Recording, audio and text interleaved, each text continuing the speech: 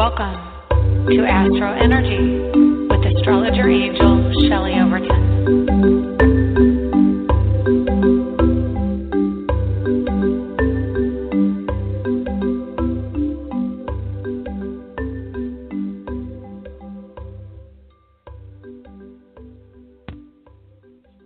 Hello and welcome to the November 29th, 2016 AstroEnergy show. My name is Shelley Overton and I'm an intuitive astrologer in Orlando, Florida. And I want to welcome you back to the show. We have just had a lovely new moon at 7:18 this morning. It was interesting because I was actually reading a blog at that point. And I read, the new moon's at 7:18 a.m. And I looked at the clock on my computer, and it was 7:18 a.m. So kind of drove the point home. But we are in a full moon. The moon is new moon. It is in Sagittarius.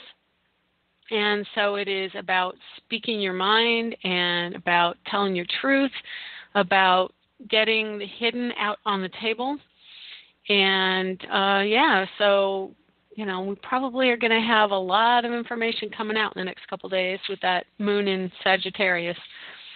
So let's see. That being said, which brings me to something I wanted to touch on because I had an email, and I don't really get a lot of emails unless I get a fair amount of people commenting, you've helped me and I enjoy your show and that kind of thing. But I don't really get a lot of negative emails. And I got one last week after my show. And last week I was sick.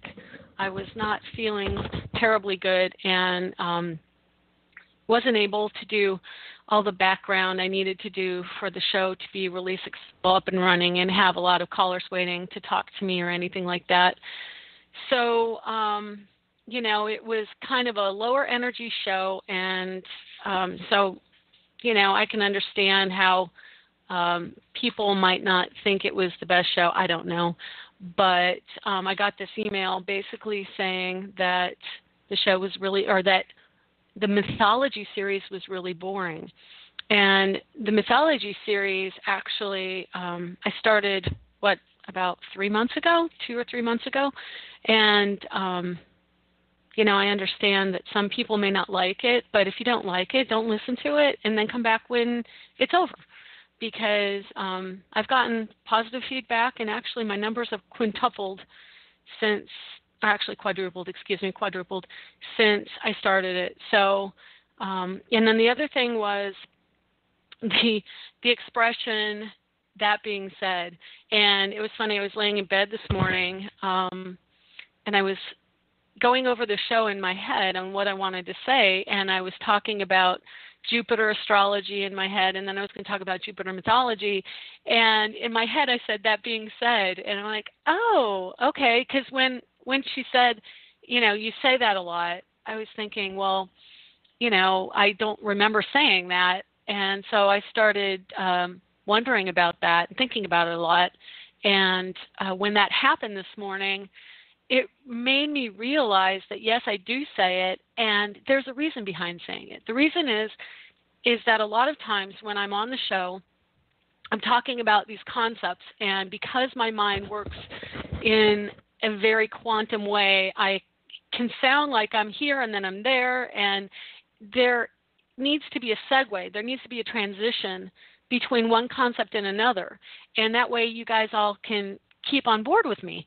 So when I thought, hey, I used that being said, it's a reason. It's a segue, a transition. It helps me go from one concept that might not necessarily transition to the other rapidly. And my mind can be very tangential and rapid, and I can lose you. So what I do is I encapsulate the thought that I've said. And so I say, that being said. So that being said, if you don't like what I'm talking about, this is a paid program by me. Nobody pays me for this. I do it of my own volition, and I do it for the benefit of the people listening. And if you don't like it, I guess you're going to have to listen another time, come back when I'm not talking about those things, or maybe, find another astrologer. I'm sorry, but I just had to address it because the first time I got the email, it was just the email criticizing, quote unquote, constructive criticism. And just so you know, constructive criticism is when you offer solutions. It's not when you just criticize.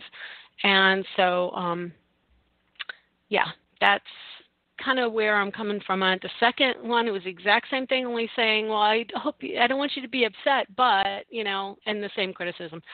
So anyway, that's all. I'm not going to talk any more about that. I just had to speak my piece since, it's my show. Anyway, so today, out in the sky, out in the universe, exciting stuff, and that's a classic example of moon in Sagittarius. Speaking your piece. And so, of course, the moon is squaring my natal Mercury, so, we'll see if there's any fallout. Hopefully there won't be, but if you want to give me suggestions, I have no problem with that. Give me suggestions on how you think I can improve. That would be great. Uranus is at 20 Aries in the first house, and he is, again, approaching an opposition to Jupiter at 16 Libra. And I did want to mention this a lot. This was also something on my mind. Jupiter and Libra. So it is about saying, you know what, I need my needs met. And it's very much wherever Jupiter is, especially in your chart, it's about that self-interest. It's about getting your needs met. And I've seen this in my friendship world this week of a friend mentioning how it's more difficult in marriage to just ignore some behaviors, and that's kind of what we're going to be seeing right now. And then Uranus in Aries, he's getting ready to go direct in about 4 weeks. Now, that in energy has been retrograde for over 4 months. I think it's like 5.5. It's a long time. So, we're seeing little by little this month in December gradually building back towards the forward motion. So you're going to be seeing more of that autonomous energy, and, it's going to be getting stronger where you just want to not be told what to do. You're kind of in opposition to your partner. Jupiter in Libra, it's also, I can tell you probably around the time Jupiter hits, hang on. I'm trying to get my ephemeris up while I'm doing this, and I hit the wrong button, but I don't always I react to. So anyway, as Jupiter gets more in direct opposition to that, you're going to see energies escalate within relationships, and it's probably going to be a time of, you know what, I just can't put up with this anymore, and look for that at the end of the year. It's a great time, if there ever is a great time, for transition out of relationships and moving on to a new way of looking at things, a new paradigm.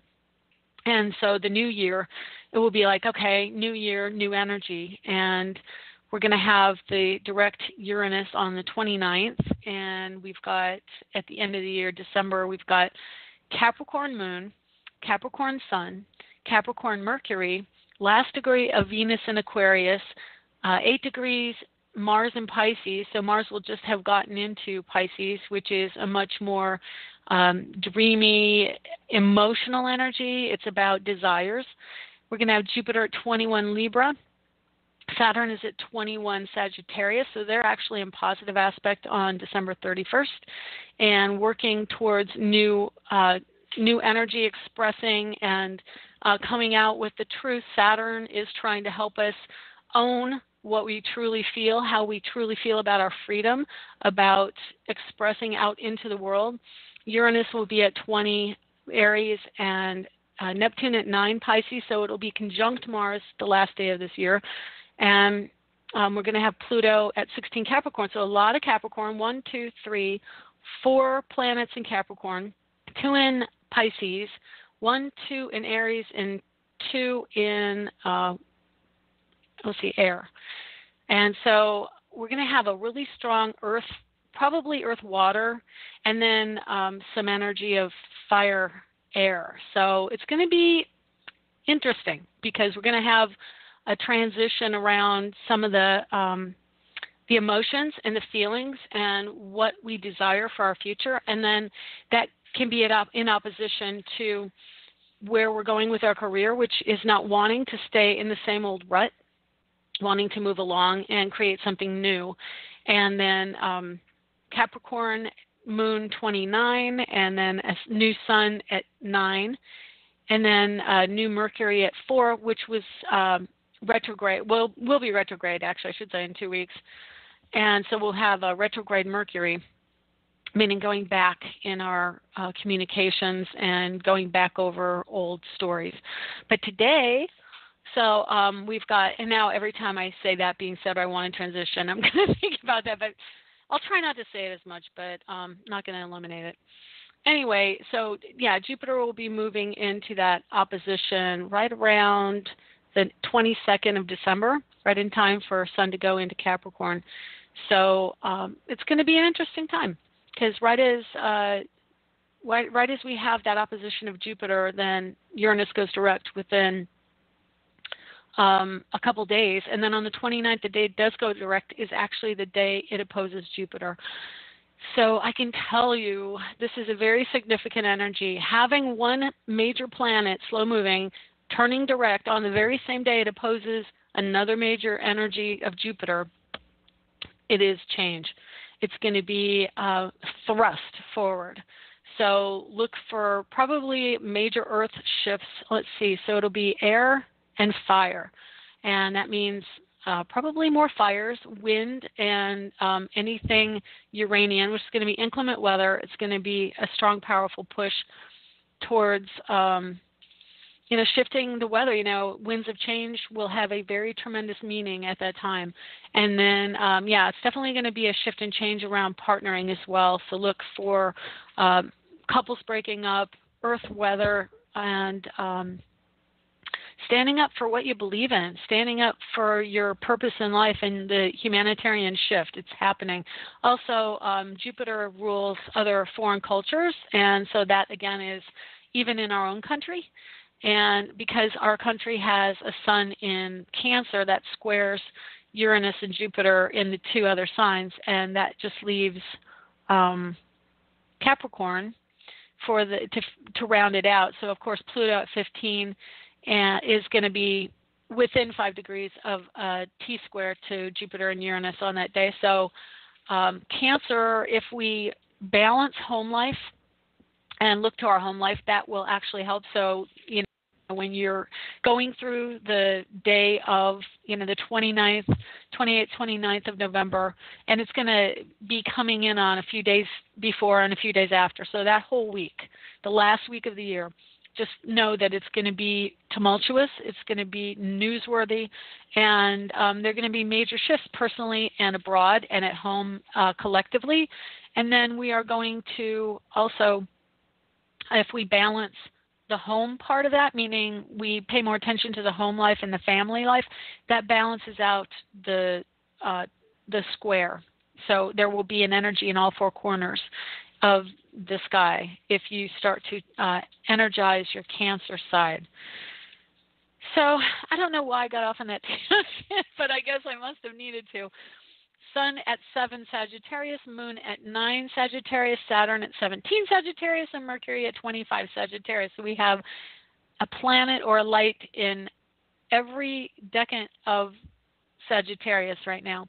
So we're coming in with the ego energy right now out of the gate, Moon and Sun, man and woman, mother, father. And then we are digging our heels in to say, you know what, we've got our group of people that are important, Jupiter, and wrapping it up with really having the conversation, really getting the word out there. And it brings to mind Standing Rock. And what the heck happened to my studio? I totally lost. There it is. It came up again. Anyway, we are having the conversation. We're trying to get the conversation out there. Definitely it's ramping up. We've got the energy, I know, in Standing Rock. It's really coming to critical mass at this point. And when Mercury goes into Capricorn, it is going to be a point where people are willing to die for the cause. And I hope that doesn't happen, but it won't surprise me if authority, which is Capricorn decides it's going to do something. But Mercury will go through Capricorn in the next month, and it will then retrograde. And once it retrogrades, it's going back over Pluto. And when it goes over Pluto, it's major change around how we do things with the government and the structure. And I can tell you, if we're not paying attention now, Saturn's going to make damn sure we pay attention in the future. And especially when Pluto gets to Aquarius, it's going to hit. So, you know, you can ignore it. You can say, oh, we don't agree with you, but you got to start paying attention to everybody and to not just your own point of view. Okay. That being said, I got to find my glasses real quick here. I'm sorry. I apologize. I should have had them right here. I'm going to be stretching across the room. Hang on. Oh, there's a pair. Yay. They're within range. Yay. Okay. So today we have Jupiter. Let's see. Oh, did I have one other thing? What time is it? 11:15. Okay, I did have one other thing written down. I actually did all my homework for the show this week. So I did want to mention the election results because I had something to say about that, because it seems that the buzz is that everybody who predicted what was going to happen predicted wrong, quote unquote wrong. I just want to say on behalf of the people in this field, metaphysicians, people who are psychic, people who are mediums, and people who do tarot and whatever other oracle they use, astrology, I used intuition for my point of view on the election, and I use astrology, and every time I did, and I can tell you, I've told you I'm a Bernie Sanders supporter, and that didn't happen. So I shifted my support, but that didn't mean I was totally on board with where I put it.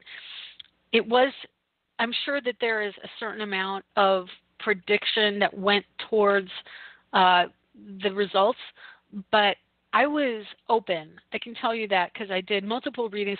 Looked at everything multiple times. And the last time I said Hillary Clinton was going to win, I got chills. And that tells me that it was spot on. And to reiterate, she is 2 million votes ahead. So she did win the popular vote. She didn't win the Electoral College yet or at all, but she did win the popular vote. So I don't necessarily see those predictions as being false. I think that they may have not been as thorough. But the other thing was on the election day, there was a moon in Aquarius, and I can't remember when Mars went into Aquarius. When did Mars go into Aquarius? Let's see, it was November 8th. And my computer's really slow, so you have to give me a second here. There we go. Yeah, so the moon was in Aquarius, and Mars was 2 days away from being in Aquarius. So I can tell you from my point of view, and I know I don't like talking like this usually. I like to keep it light and keep it not so deep, but this is probably going to, I don't know what the demographic is of my listeners, but I assume that there are a lot of open minds listening to me, because this type of show just tends to bring in people who have that kind of belief system. But I'm open to whatever your beliefs are, but I have my opinion. And so anyway, I'm looking at it, and I think because 2 days after the election, Mars went into Aquarius, which tells me 2 years out, we're going to have a shift. So whatever that shift is, I think at most he's going to have 2 years of hitting the ground, running, and doing what he wants. And then in 2 years, something is going to come about that will shift the dynamic of that presidency if it does, in fact, go through. So then the other part of it is the desires versus quote-unquote reality, and that it kind of touches on the idea of quantum reality. And without getting too deep into that, quantum reality, from my point of view, is when we have infinite realities and there is no time, there is only the now, and we shift our consciousness from one snapshot to another. And there are infinite realities, infinite outcomes of this election, and I personally am in the one where Trump won, and everyone in this particular reality is sharing that reality.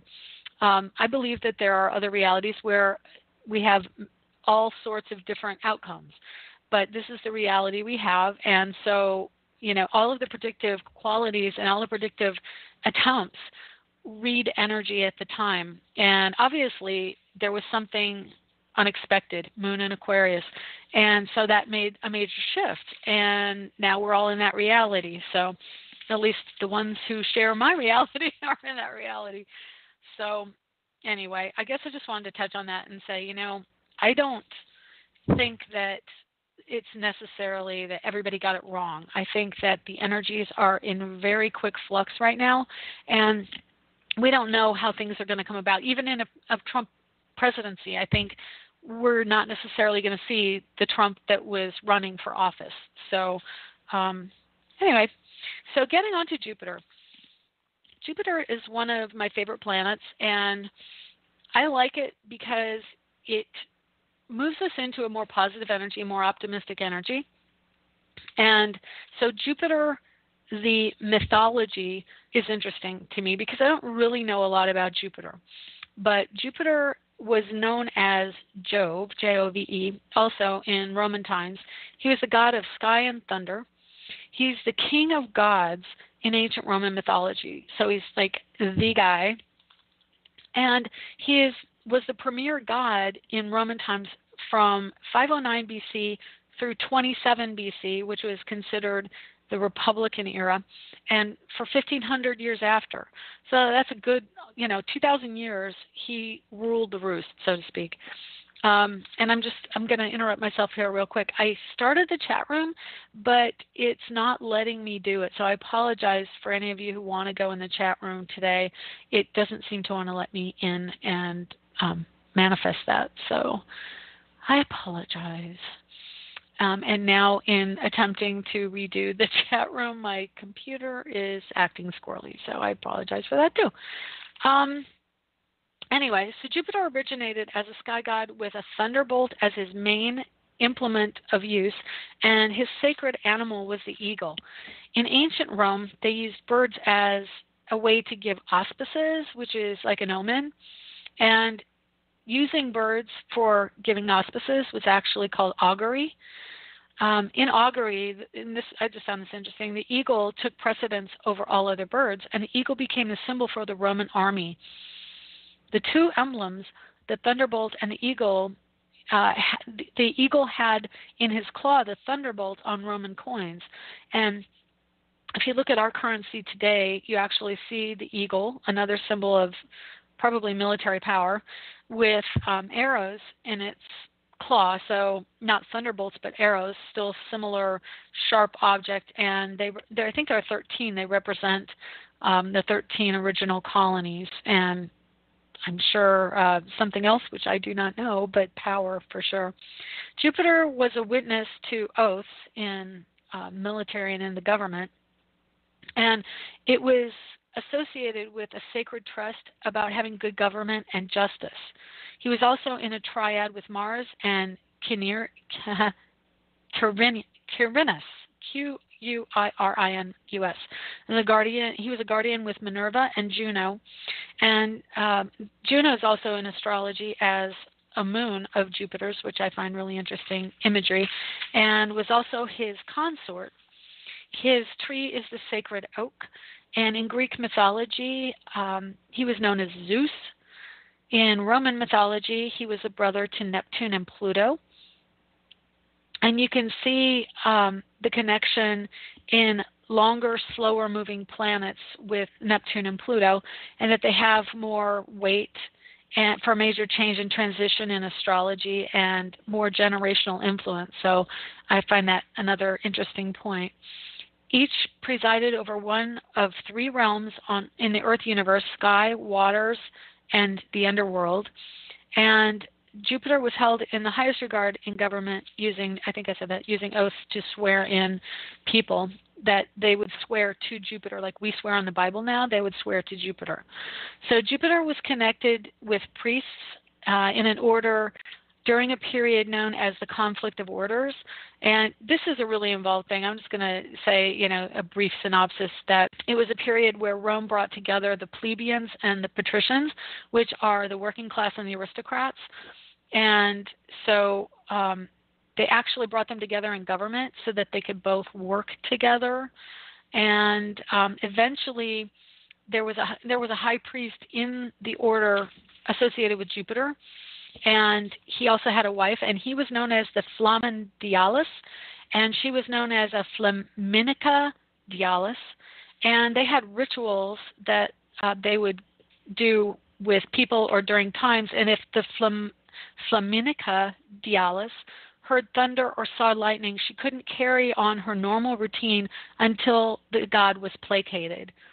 So that could mean any number of things, like just probably stopping and recognizing him, saying a prayer to him, or even going so far as sacrificing a ram or some type of animal. But they used ram as a sacrifice towards Jupiter in some different festivals or ceremonies. He was connected to the midpoint of the month with a full moon. So if the midpoint of the month had a full moon, it was sacred to Jupiter. And light shone day and night, because think of it, the full moon is reflecting the sun's light. So in the middle of the month, it would be, plenty of light day and night. And then, so again, sacrifices of rams were given in his name on fixed holidays that were devoted to Jupiter more than any other god. And finally, there were 3 festivals which revolved, this is funny, revolved around grape harvests and wine. July 5th was considered Jupiter's holy day, and Jupiter is also synonymous with Thursday in the French language, which is jeudi. And it's so, if you were born on Thursday, you're a fortunate person because your ruling planet for that day is Jupiter. His children were Minerva, Mars, Vulcan, Hercules, and Bellona, all, I assume, with Juno, his consort. So, anyway, let's see. We're at the bottom of the hour. I've got some callers. I'm excited to talk to callers this week. Yay, I feel healthy. I feel good. I'm going to take a quickie break so I can grab some water, and then I'll be back to take calls. If you'd like to call in, the number is 347-994-3365, and just press the 1 so I know you have a question, and I will get to you after this break. In these days of stress, running around, responsibilities, we all need a little place to go to make it all better. Is that place sports, football, or maybe you like to garden, paint, or just listen to music? Wherever your happy place is, you can find a shirt or mug to reflect that happy place. At myhappyplace.rocks, we have a variety of lifestyle products, including iPhone cases, pajamas, and pet items, all with beautiful, colorful designs, which help us go to our happy place. Stop by on the web for great gift ideas for others and yourself. myhappyplace.rocks. Lenny Pickett appears courtesy of Random Act Records. Check him out at randomactrecords.com.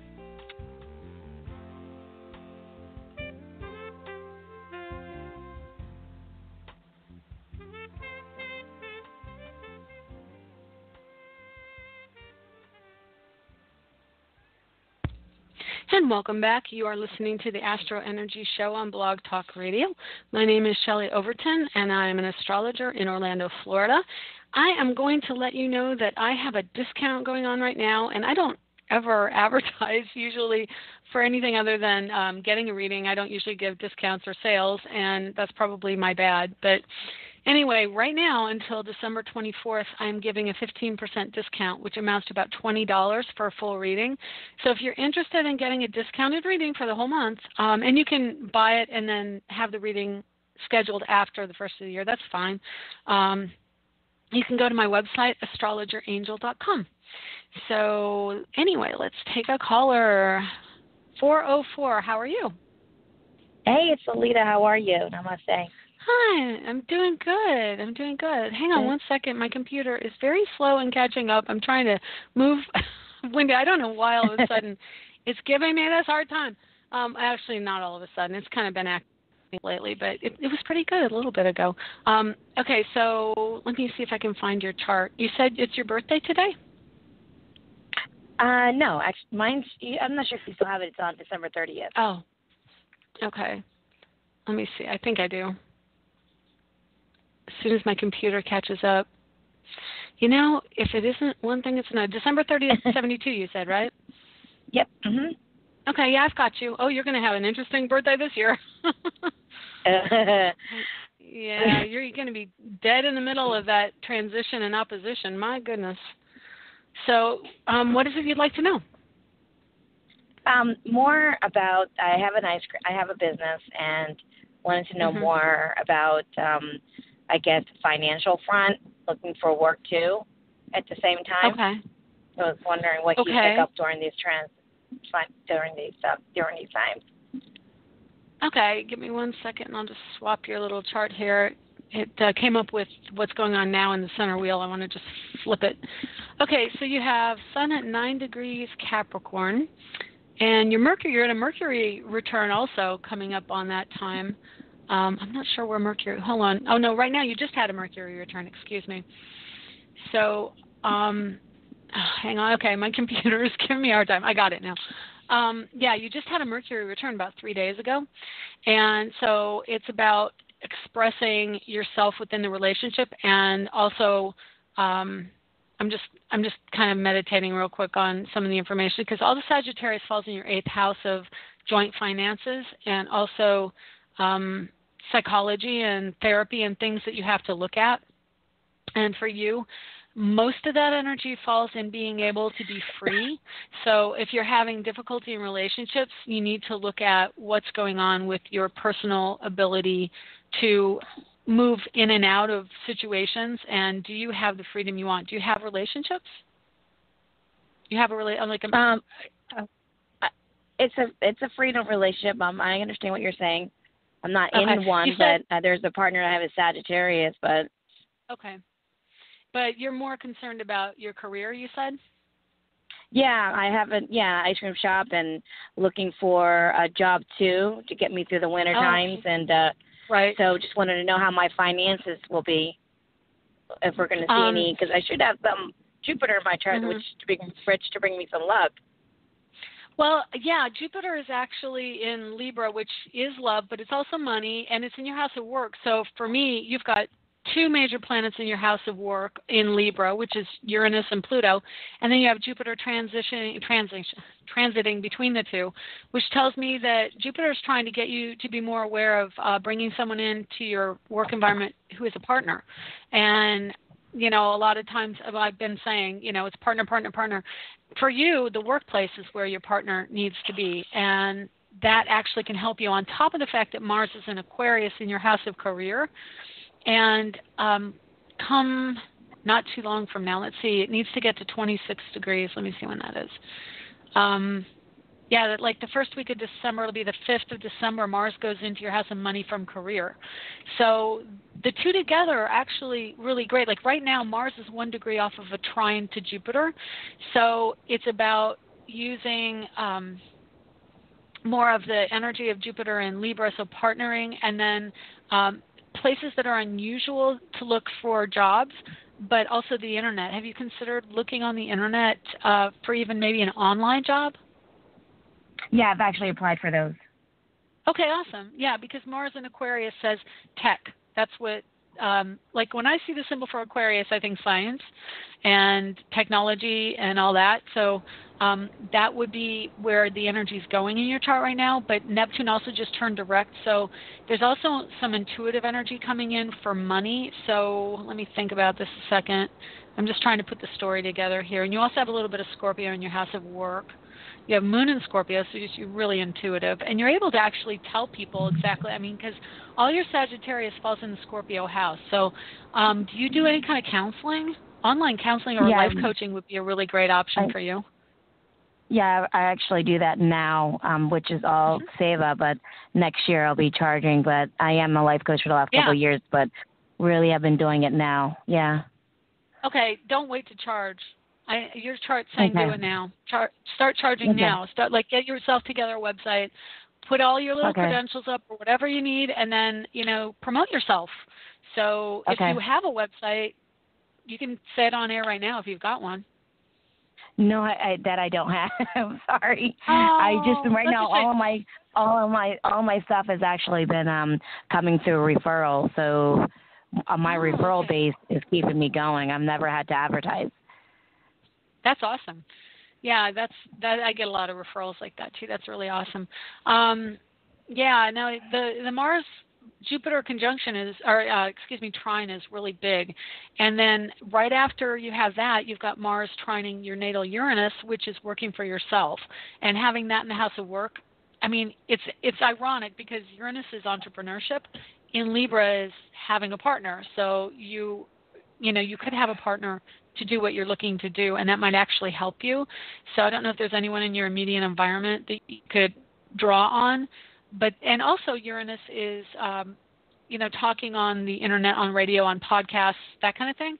So you could also do that, and maybe you would have a partner to do that with. I was just watching, I don't know if you're familiar with Jamie Butler. Have you ever heard of Jamie Butler?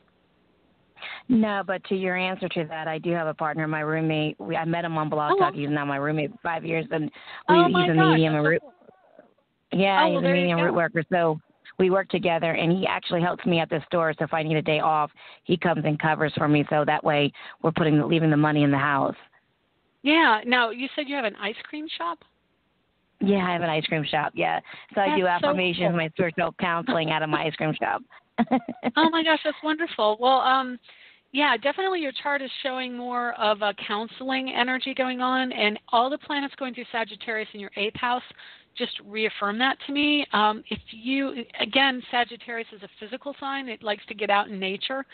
So there might be something that you could incorporate that way, especially with Saturn going through Sagittarius. So like maybe going on walks or doing something of a physical nature that can be healing for other people, or yoga, or can you think of anything? Even some type of classes that you could hold would also be really wonderful if you're doing some life coaching. You might want to look into doing some classes. Yeah. Okay. Well, I'm going to tell you, I have no one else. I've got other people in the queue, but nobody's raised their hand to let me know. So if you want to ask more questions, I've got 25 minutes on the air here. Okay, no, I just want to emphasize. So it looks pretty good then as far as career. I was from what I know that going out of the 2016, it should be a good time for me to prosper in those areas. Yeah, you're pretty much heading towards getting everything squared away. You've got Pluto within 2 degrees of your midheaven Jupiter. Your natal Jupiter's within 3 of the midheaven, and Pluto's within 5 of your midheaven, and Venus is exactly on it. Matter of fact, in the next day or two, you're going to have Venus move into your house of career, which is going to increase the focus on finances from doing something that you need to do, more of the structure of getting the money in. So that's actually fortuitous in my opinion, just focus strongly on moving forward with getting everything squared away with the money. Say, this is how much I charge for my services. Don't be shy to do that. Okay. So once Venus gets into your house of career, it's already in Capricorn. It's really wrapping up the last bit of the structure you need to have. And for now, I should say for now, because Pluto will be going in there in about 5 years. But for now, you've got Venus moving in, and she's so quick moving that, she's about money and she's about the structure. And once it goes into your career, right now you're kind of thinking about doing stuff and getting the backstory. I don't know how to explain that. It's like you go to college and then you do your career. You're in the college phase now. So you're still in, but only for Venus, only a few days, literally 2 days. And then you go into the career section. So you're going to be off to the races. Your desires are going to be more focused on that and not as much about the backstory and getting everything ready. You're ready to go. Mars is already there. Mars wants to be off to the races, and he rules Uranus. And since you have an air sign Uranus and he's in trine to it, I would say now is strike while the iron is hot. That's what I'm saying.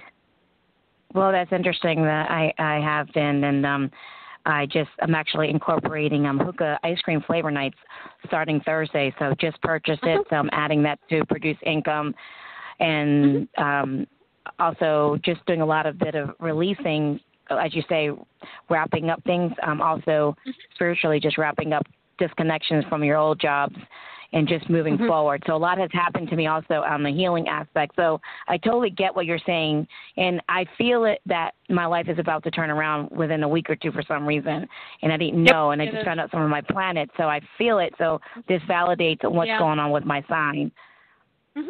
Yeah, and Saturn's coming up on your Mercury, too, as he moves forward. I mean, he's just got another year going through Sagittarius. So you're going to be feeling that culmination of, the deep connectedness towards helping others and the educational side of things, the therapy side of things. That's really strong for you right now with Saturn in your 8th house.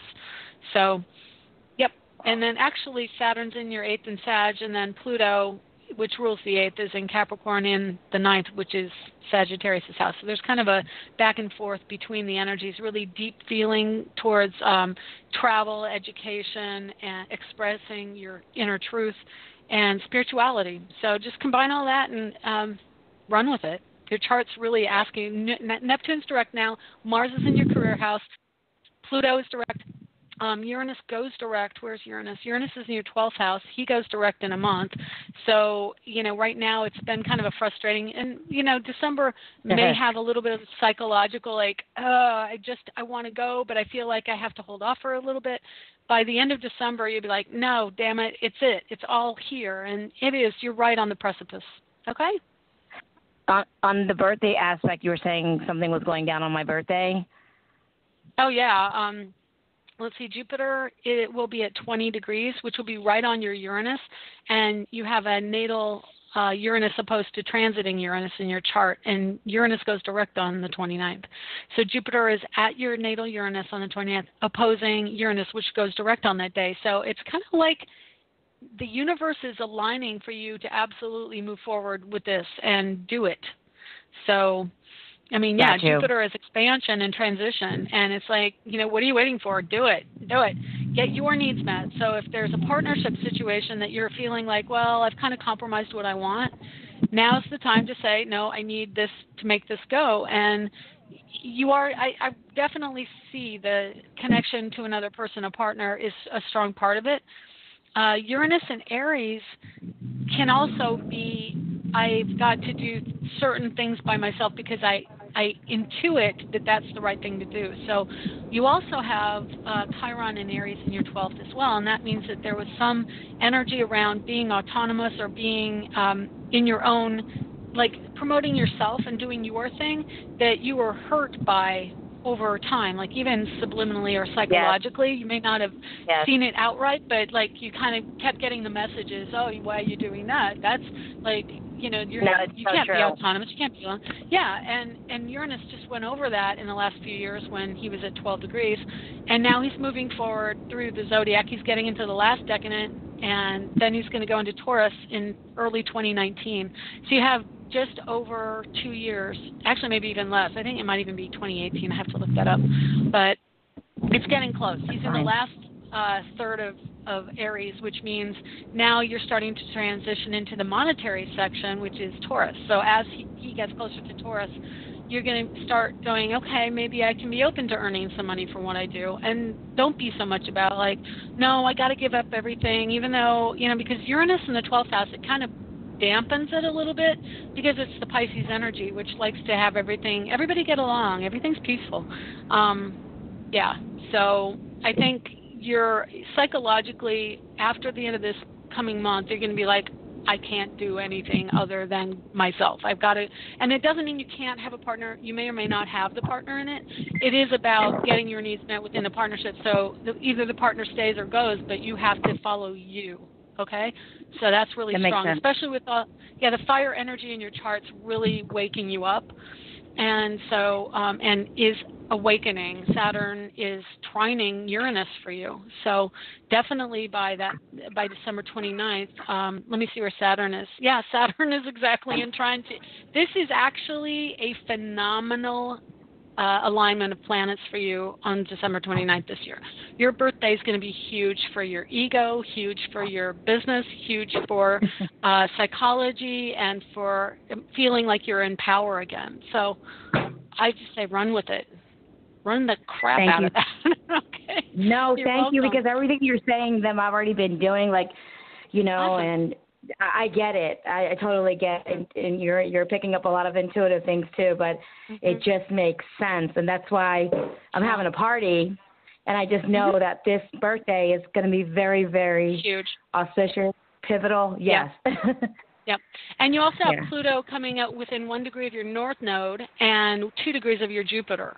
So, I mean, I just got chills. I just can't get any more like, boom. It's like lightning bolt, like Jupiter and his lightning bolt, like ride the lightning bolt. Okay?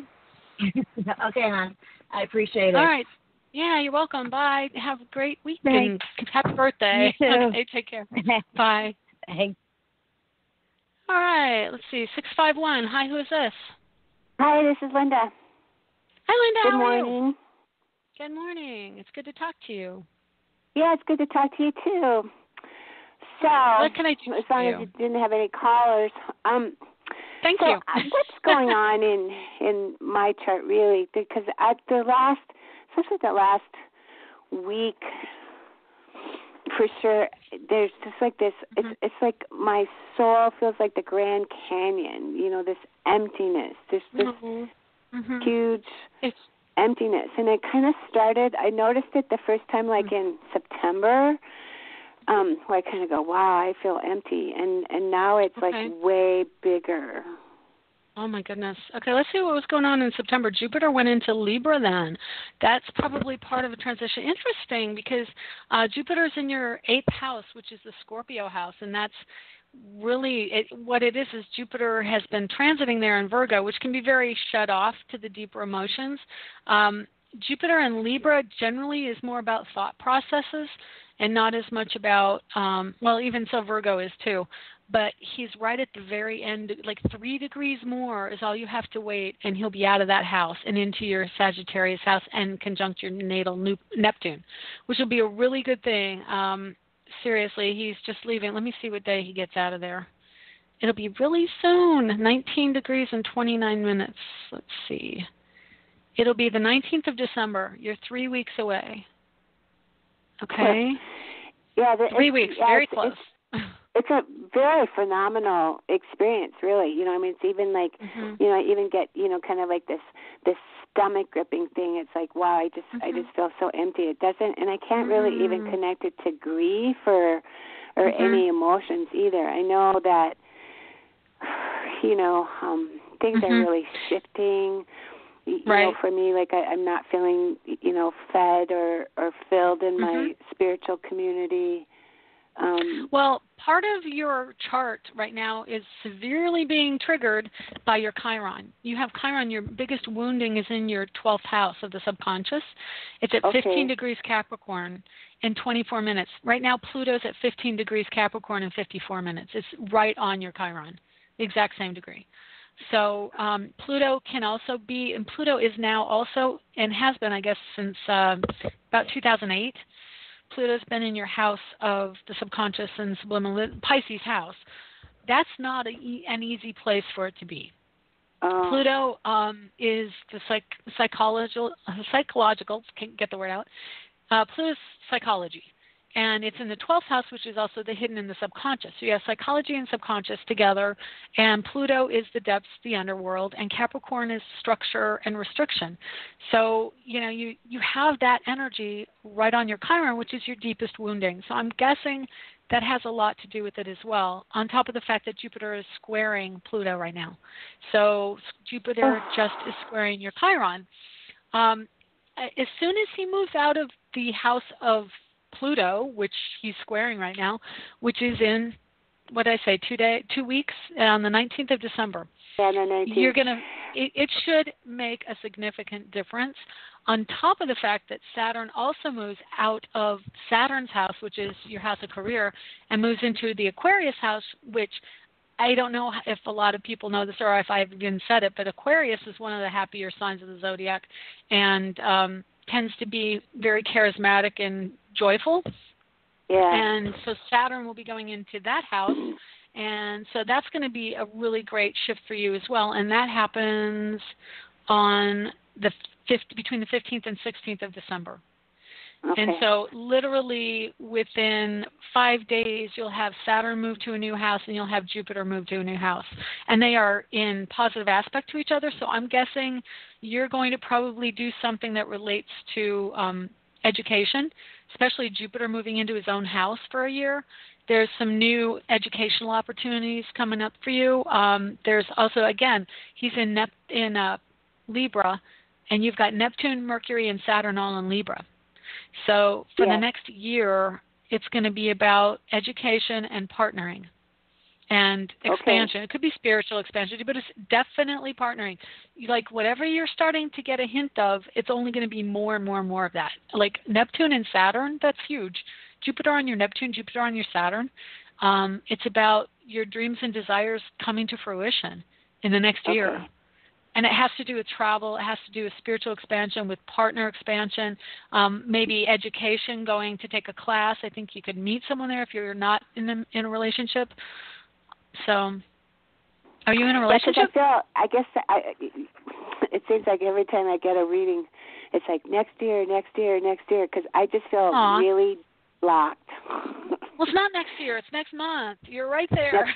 You're right there. And all right. You're going to have so Pluto. You'll have Pluto in the 12th, so it's going to be there for quite a while, like a decade, 8 to 10 years. Well, wait a minute. Let me think. I take it back. It has really been quite challenging since, probably 2010 is when everything started really falling apart. And that's when Pluto went into your 12th house. That's when, if you don't mind me talking, I don't know if you have to go. Do you have to go? I don't have to go. Okay. I got nowhere to go. Okay, well, having that energy there, what it does is, so Pluto, again, is the underworld, and then Capricorn is structure. And the structure is in your house of the self and the subconscious of yourself. So you're being asked to really dig up some of the old dogma that you have had in your life. And for you, that's your biggest wounding. Your dogmatic, paternalistic side. You have Pluto and Leo in your house of marriage and partnership, which I also assign to the parent of the opposite sex. So that's your father's house.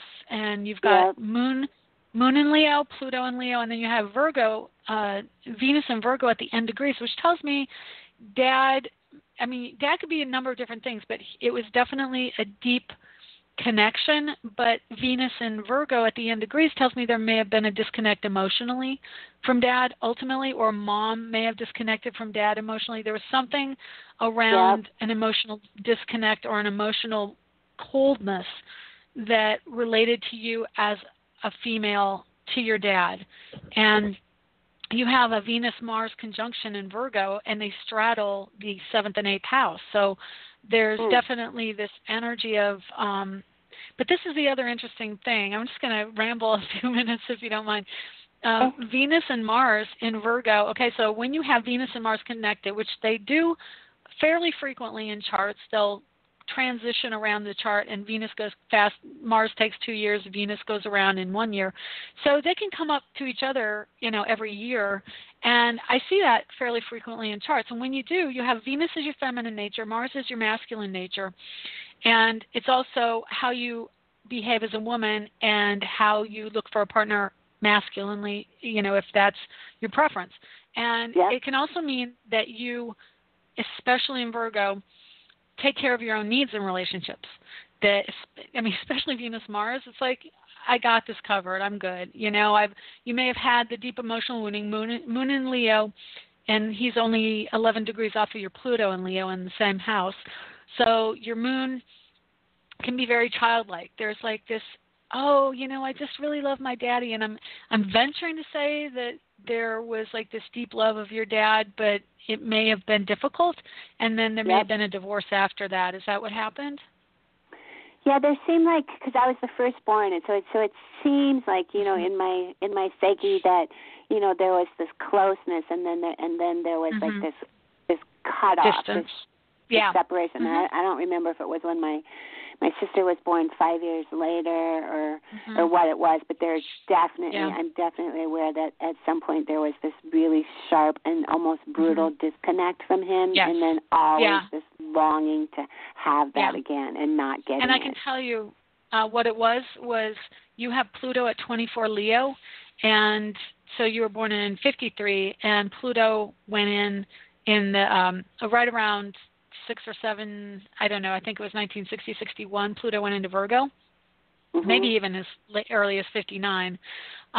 So Pluto went into Virgo, and it was like, got to work, got to be the provider, got to take care of pragmatic things, can't play anymore. And your generation is the play generation, the love, the romance.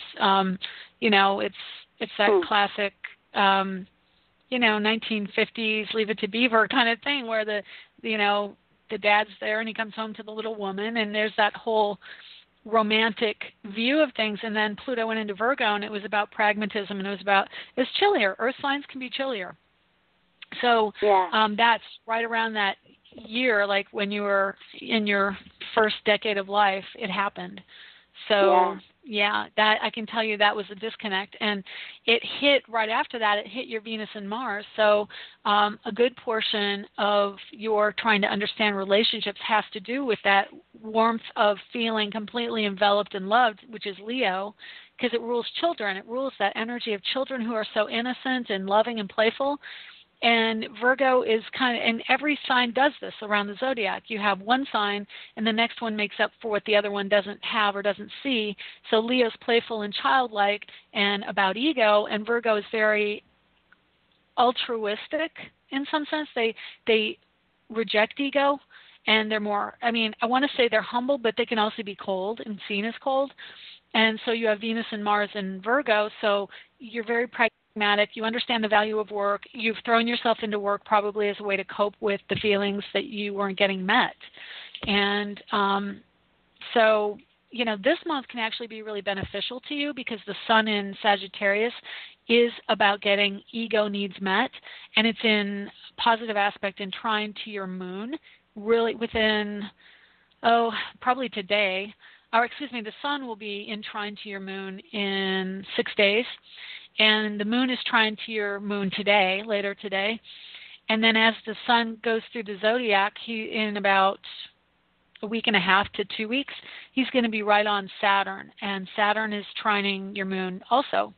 And so the ego is going to look for something that manifests the fortune that Sagittarius has, and that's in your house of career. It's also the house of father. It's the physical, tangible structure of the breadwinner in traditional view. Okay, so that's shifting and changing.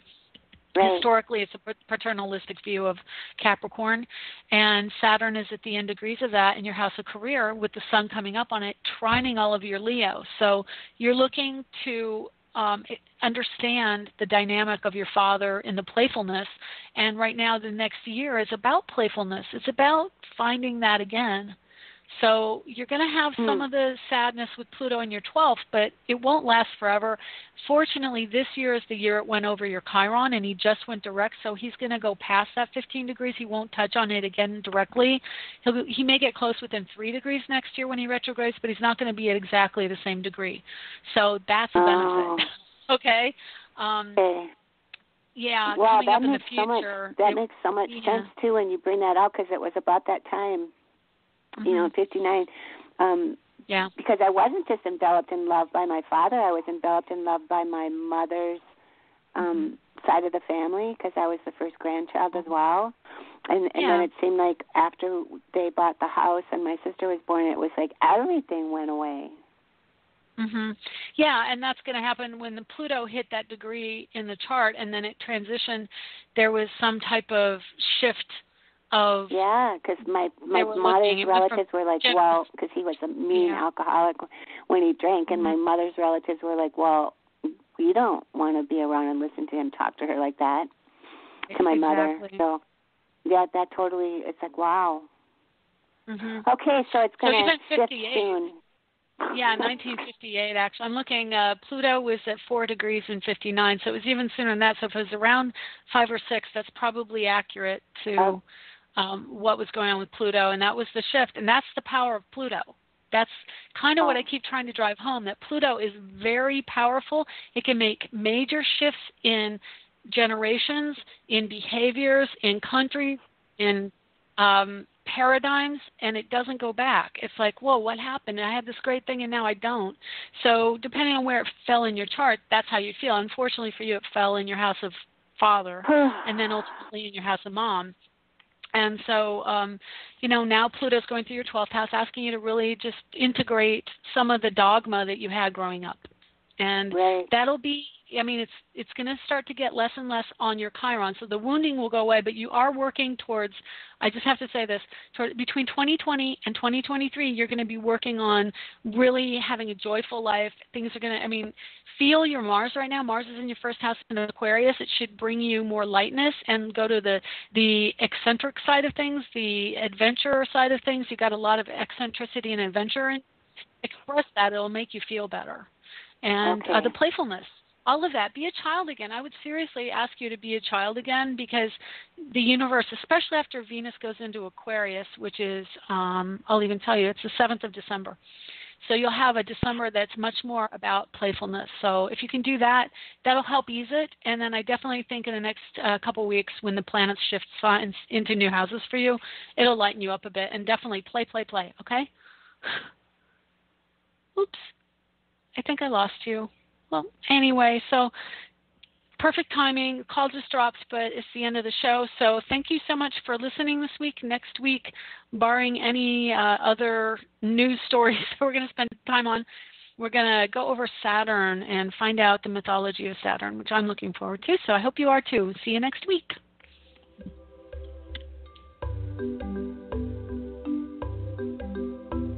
Thanks for stopping by AstroEnergy this week. If you would like to get a hold of Shelley Overton, you can get her at astrologerangel.com, on Facebook at AstroEnergy or Astrologer Angel.